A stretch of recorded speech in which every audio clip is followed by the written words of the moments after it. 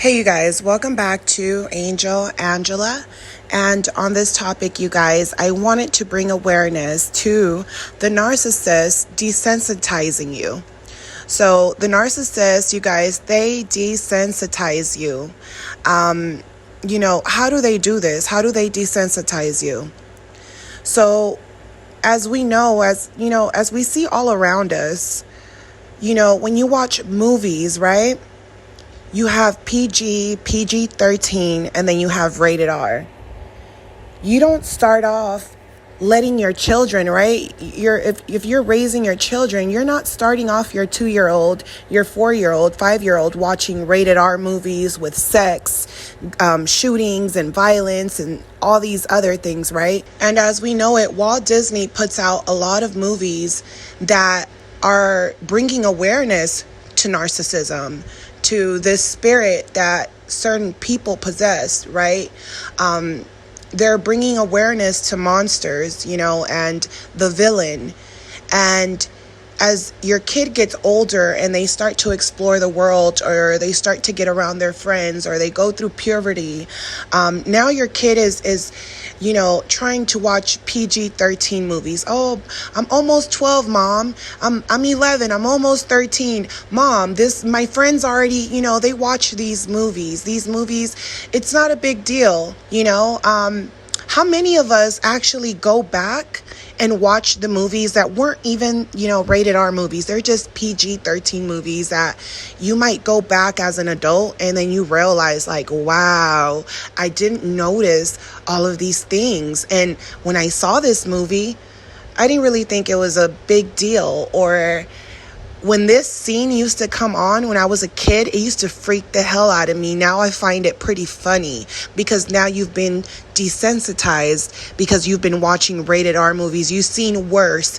There's worse. There's even movies that you're not willing to watch because you're like, that's too demonic for me. I'm not trying to watch someone get possessed, by demons and things like that and have exorcisms. And, even with that, I remember in my childhood, being with my brothers and watching movies. And I remember my brothers always wanting to watch, rated R movies. And we would be scared, watching some of these movies. And, I even have an experience that I remember when we were younger that we ended up watching one of those movies that they do like exorcisms, and there was like demon possession in the movie. I don't know. It was some girl that got demon possessed. I can't think of the movie right now, but obviously I'll put a picture down below.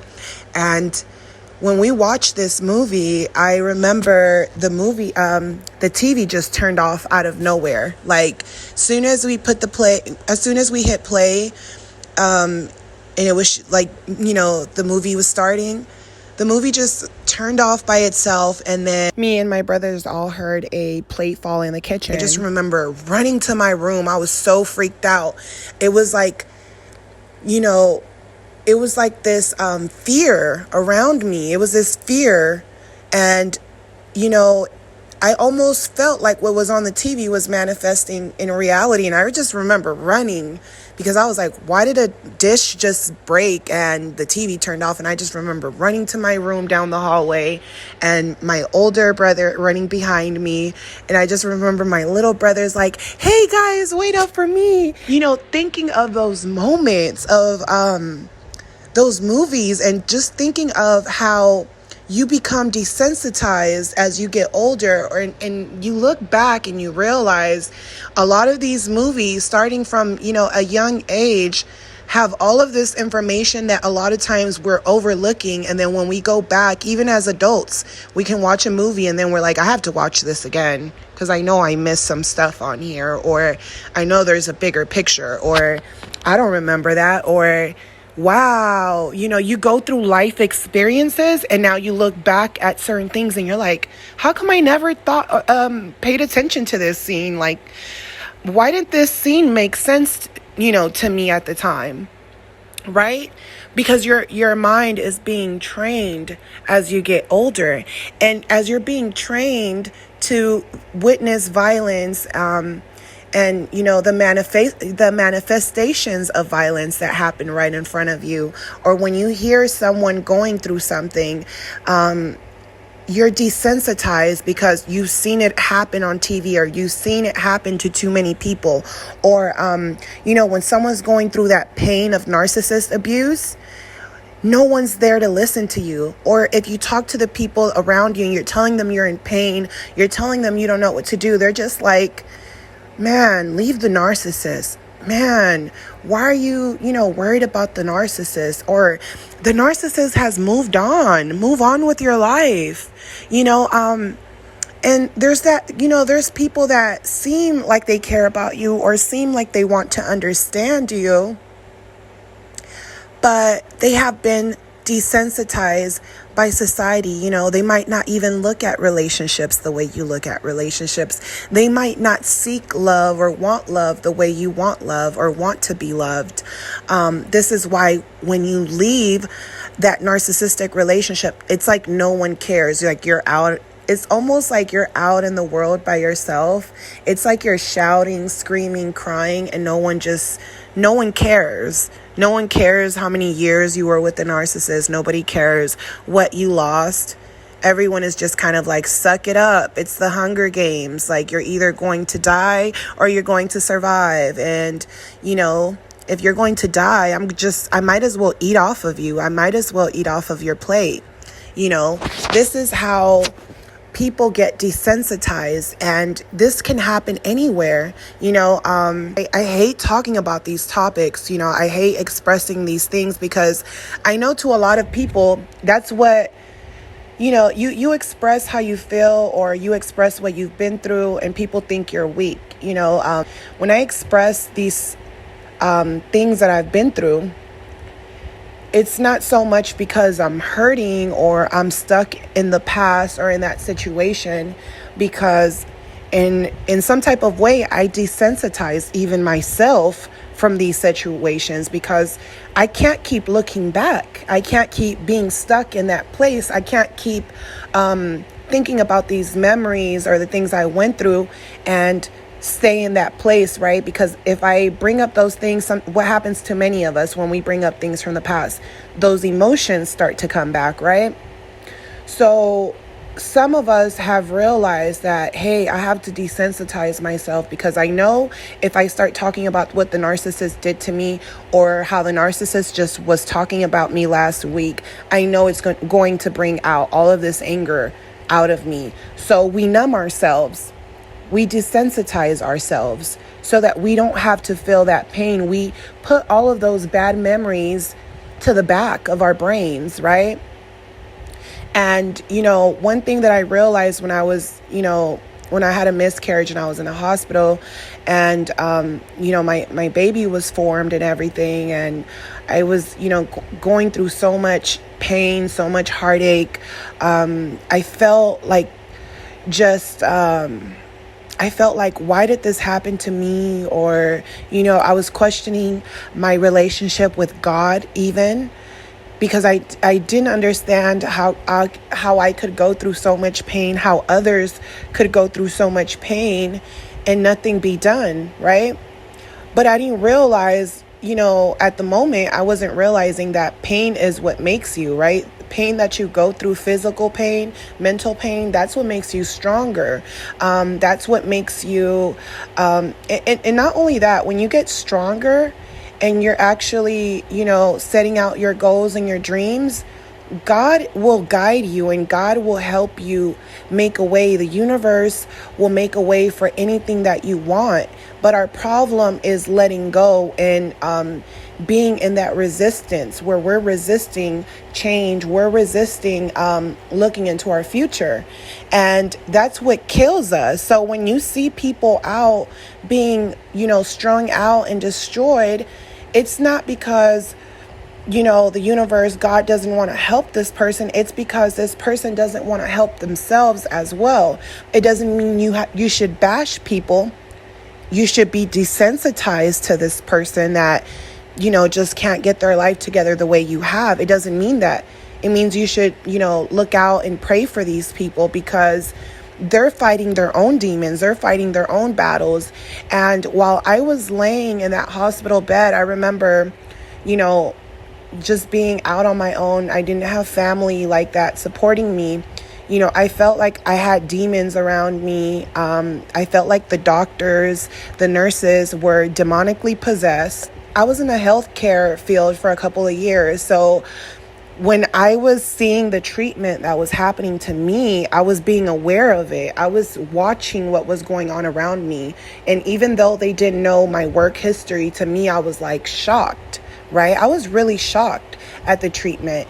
And I realized in that moment, you know, when I was asking the nurse for something while I was going through contractions, and I remember asking the nurse for, you know, a couple of things, right? And when she came in, she basically was like, hey, I have other patients that are basically priority to you because their babies are basically going to make it and your baby basically isn't going to make it. Like, she already had it in her brain that my baby wasn't going to make it. And thinking back now, it was like, you know, my baby was formed. So a part of me feels like, well, why wasn't there a way that the doctors and nurses could have gave my baby oxygen and, you know, did something to actually try to help my baby survive, right? And I think about that now, and I think about when I was asking, you know, for certain things, and the nurse basically told me that her other patients were priority. And, you know, looking back now, you know, in that moment, like I said, I wanted to die because I was like, I'm around people who are desensitized to my situation. And it made me realize how people become demonically possessed because they are desensitized, you know. Sometimes they do drugs to numb their pain, to desensitize them. And this is why you'll see people who are on crack, on crystal meth, and they're like losing their mind, and they're, you know, they even tell you, you know, while they're in that rage, they're speaking to you demonically and stuff, you know. So I realized in that moment, wow, these doctors, these nurses are desensitized. And you know, I even had a doctor that I was basically telling, you know, that I was having this really bad migraine that just wouldn't go away. And he basically was like, but why do you call it a migraine? And I'm telling him, because it doesn't feel like a regular headache. It's a migraine. It's worse than a headache. I think I know what a headache is, and I think I know what a migraine is, right? And the doctor basically tells me, well, it's not up to you to diagnose yourself. I'm the doctor. Basically, I'm the one with the degree. So I'm the one that's supposed to give you this diagnosis. You know, I'm the one with the power. And, you know, he was, you know, being a smartass with me. So I was being a smartass with him. And he was enjoying, you know, our conversation, even though we were being, you know, smartasses, I guess, to each other.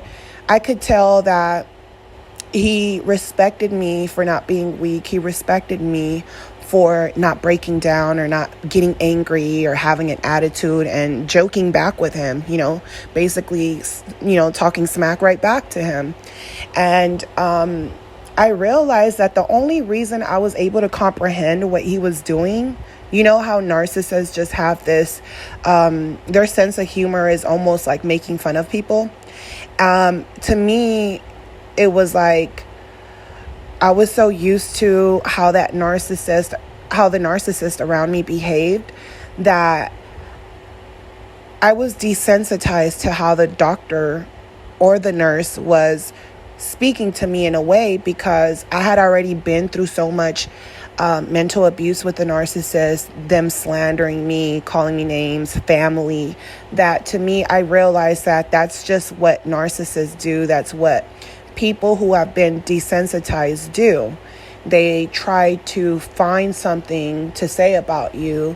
And to me, I feel like it's like going into war all the time. And I'm okay with that because, you know, I know how to defend myself for war.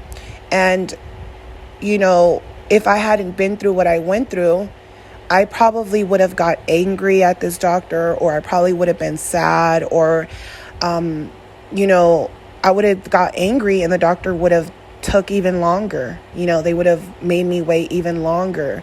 And I realized it was all a game. If I'm in pain and I'm telling them, hey, I've been in this hospital for 7 hours, 8 hours, the more I complain, the more they're going to want me to be in pain.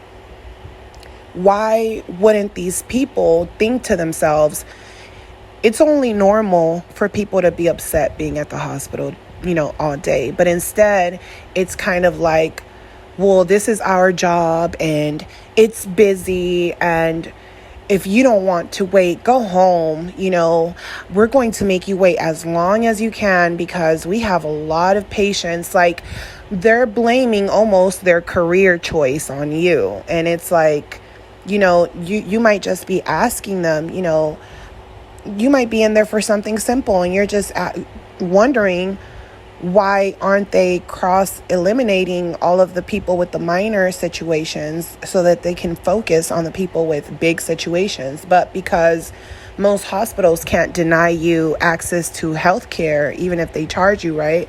They can't deny you service. They rather book you in and just make you wait for as long as all day, basically. So a lot of them, they don't really think about people being irritated. They're already used to people. They're already used to people being irritated, or in pain. They're used to that. So to them, it's like, I don't have empathy for you. I have to come in here. I have a lot of patients. I have to deal with the doctor yelling at me or the doctor being a smart ass. And then I have to deal with patients. And, I'm just going to start ignoring everyone. I'm just going to desensitize myself from everyone. I know I chose this career where initially I wanted to help people, but now people get on my nerves. I hate people. That's how people get desensitized. I also realized when I was burying my daughter, when I went to the funeral home that I wanted to bury her, it was like another stage of desensitizing. I just remember that there was like no compassion, like the people that worked at that funeral home, there was like no compassion, they didn't feel remorseful for anyone. It's almost like they didn't feel any empathy for any of the families there and the people that were trying to bury their loved ones. The person that had attended me, the way they spoke about other people, they were like, we're really busy. There's always people coming in here for this or that or complaining about this. It was like they were speaking. They're literally working in a funeral home where there's just, people trying to bury their loved ones. And the way they were talking, it was like, this is just a job. It's a job. I don't care about your family. I don't care about your feelings. I don't care what you're going through. It's just a job, and I realized maybe initially these people came in there and, they might have been remorseful for families. But, when you get people who have different personalities and they deal or cope with their loved ones in different manners. Some people are, snappy, angry, they're going through a lot. So these people at these jobs start to get desensitized for basically your problems and your feelings. It doesn't matter to them. To them, it's all about their family and their friends, and that's it, right? Then we can even jump to police officers. They're willing to arrest your 16-year-old who made a mistake and put them in jail for 10, 15 years and take away their life, their youth, over the smallest things. But if it was their children, they wouldn't never dare to do it. And they would expect people to have remorse and empathy for their children, right? These are the same people that expect for you to have remorse over them and their family and their needs. But they don't feel remorse when they're out there arresting people and doing all of these things to really basically ruin your life forever. You can go in there for a domestic violence case and you know that, it was just an argument, and they'll charge you for all of these things, and just like that, your life is gone. But some of these police officers have went through the same things. Some of them go home and abuse their wives or abuse their husbands, abuse their families, and then they go to work like nothing. It's all about them. They're desensitized to everyone else. They'll go and kill someone. They'll kill a civilian, over stealing a candy, right? Let's just, for example, say that they stole a candy or they looked identical to another suspect. They'll kill you.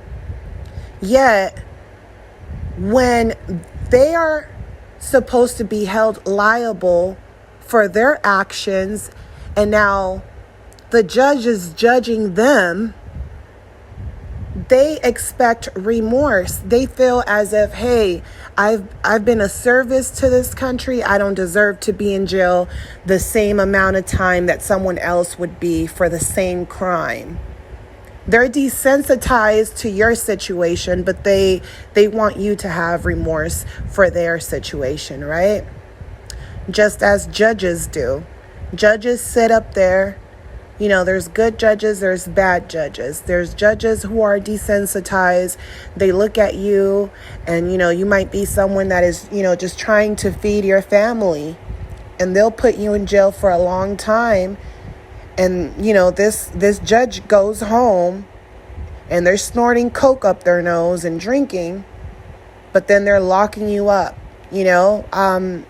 People are desensitized to other people's emotions, and that's the reality of the world that we live in. It's almost as if, hey, if it's not me or my family, I don't care. It's like going to work every day and working really hard to provide for your family, and then you have this boss that keeps messing with you, antagonizing you.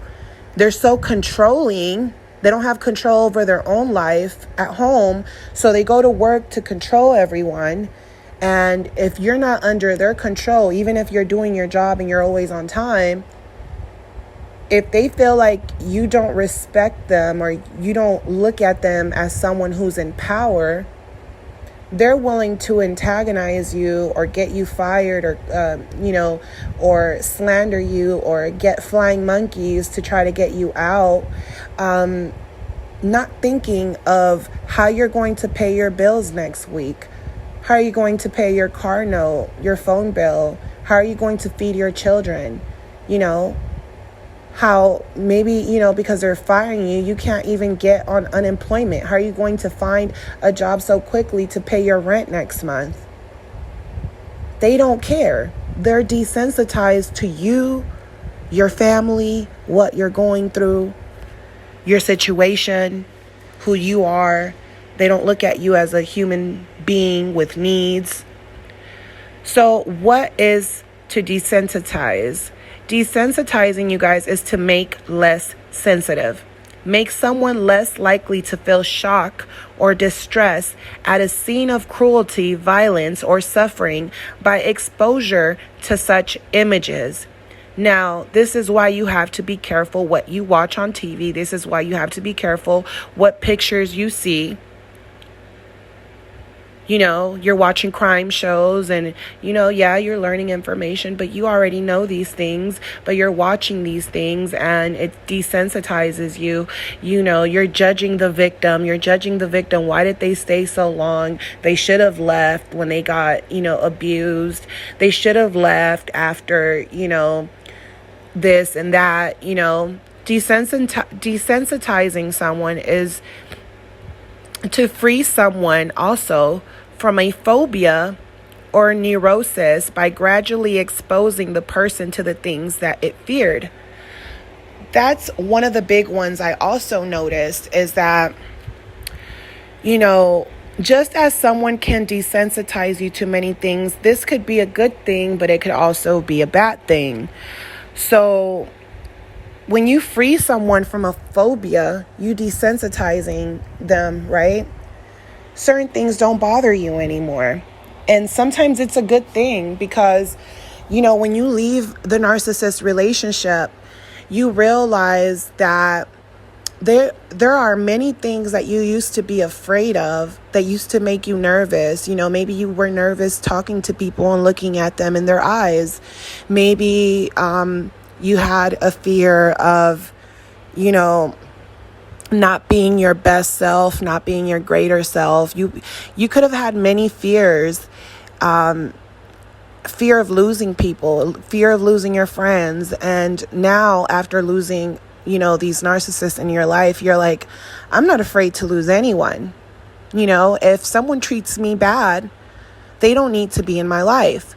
So desensitizing can be good because it can break you free from your fears and your phobias. And sometimes you look back at the old you and you realize a lot of qualities that you had were ugly qualities, and you decided to be fearless and change these things.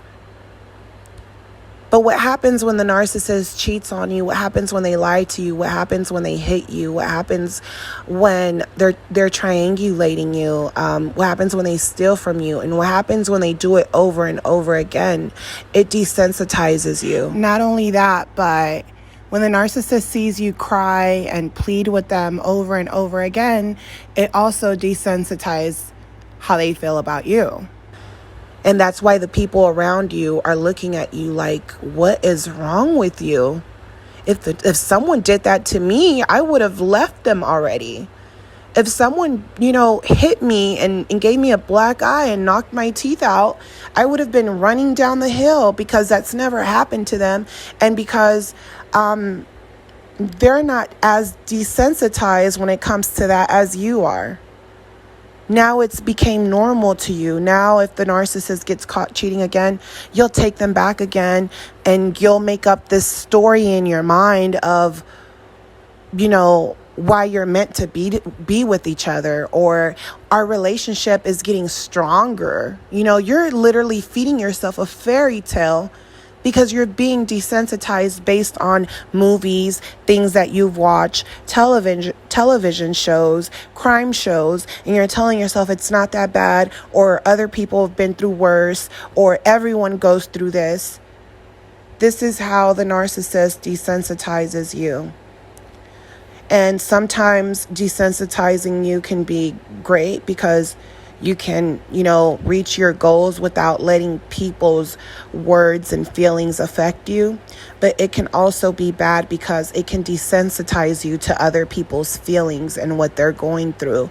So this message is for you guys to be aware of someone desensitizing you, and be cautious of someone programming you. Because the moment someone programs you, they have control over you. And if someone has control over you, it will feel as if, part of control and brainwash is that you don't even realize when it's happening to you. Like I told you guys, I used to also work at a bar, years ago. And I remember thinking to myself, like, I don't like beer. I don't like certain things. But I would watch young girls come in. And, as I would bartend and I would bring beers and drinks, and I would think to myself, like, they don't like this beer, but they're so desensitized because they're trying to get the attention of their friends or their men, or they think that in order to have a good time, that's what you should do. They think, oh, no one's forcing me to do this. No one's putting a cup of beer in my mouth and making me drink it. Although sometimes you see that, you'll have friends, putting a bottle to your mouth and making you trying to chug it all down. And you're thinking, I'm just having a good time, right? You're not thinking to yourself that your guy friends are telling you, hey, bring your friends with you. You have friends? Where are they at? Bring them along. We have drinks, we have this, we have food. And you're just thinking, oh, me and my friends want to have a good time. And then guess what? By the time the narcissist leaves you, you're stuck with all these bad habits like smoking and drinking. And you're thinking, I used to never be this person, or I hate these things about myself now. or I can't stop. And sometimes you actually believe that these are things that you always wanted to do. And now you go and you meet another narcissist that's exactly like the last one, because the last one has the same bad habits. The new one has the same bad habits as the last one. And you're wondering, why do I keep, getting with the same person? Hello, wake up. So this was my message. Always be aware, always be cautious, always know that what, doesn't break you makes you stronger, but always know that you should have empathy for other people instead of looking down on other people or calling them dumb or looking at them like they're less than. Always understand that we're all different. We all gather information as we grow, and we should always, show empathy to others no matter what. No matter what, you guys, if you know that someone is hurting their need, or, people are making fun of them and things like that, do not desensitize yourself to be with the crowd of fools, basically, because everything that you do always comes back around. And that's what you're not understanding as you're living the life, that fast life you're living, where you're having fun and you're going out on the weekends and you're having adventures. You're not thinking none of those things are going to come back to you. And sometimes when you grow from those things, you're like, I wonder why back then we never got in trouble for any of those things, because you were not aware of a lot of things you weren't aware of. But when you become aware and you become smarter and you have more wisdom, it's like the universe is your parent, and it's like you don't have an excuse anymore. You don't have an excuse. The universe is constantly teaching you lessons. So look at those red flags. Don't overlook the red flags around you. There's always a red flag. There's always something redirecting your destiny. So I hope that this message, is clear. I hope that it helps you guys in your journey moving forward from here, from the narcissist in your life, whether it's your family, whether it's your friends. Sometimes you have to lose everyone. Sometimes you have to die a spiritual death to live. And in order to live, sometimes you just have to you have to leave everything behind, and not react to your past when your past, tries to reappear in your present or, in your future. So, always be in control of yourself and your feelings and your emotions, you guys. I'm sending you guys lots of love, lots of light, and lots of peace. And I'll talk to you guys on the next one. If you guys have not subscribed to my channel, subscribe, hit the like button, and always feel free to comment and share if you care, you guys. Talk to you guys on the next one. Love you guys. Bye.